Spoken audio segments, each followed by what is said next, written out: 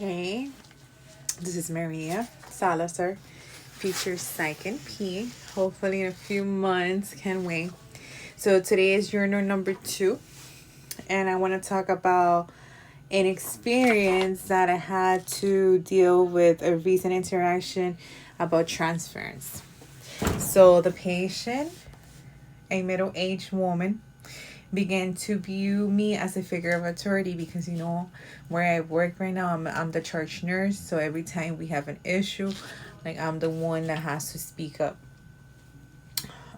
Began to view me as a figure of authority similar to her strange father or mother, projecting emotions of resentment and distrust into me.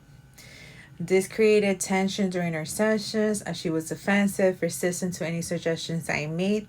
I recognized this as a transference because the reaction seemed disproportionate to my role and interventions, signaling that she was replaying relationships of dynamic and therapeutic space.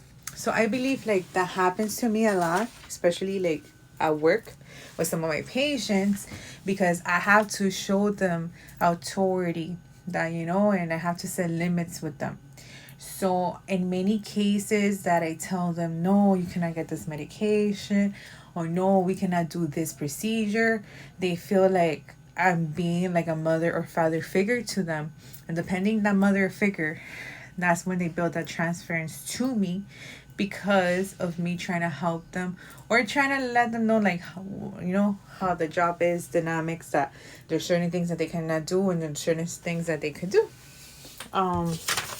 So transference is real and it happens a lot with patients nowadays, or because they feel like you're reminding them of someone that used to set limits and authority to them, especially to people that have a bad childhood and that have some childhood trauma. At the same time, I notice subtle from transference on my part.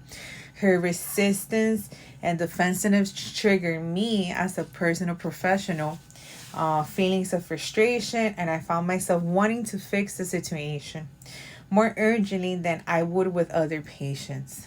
Upon reflection, I realized these feelings originated from my own needs to be seen competent and effective as my role as a clinician, particularly when facing challenges and patients.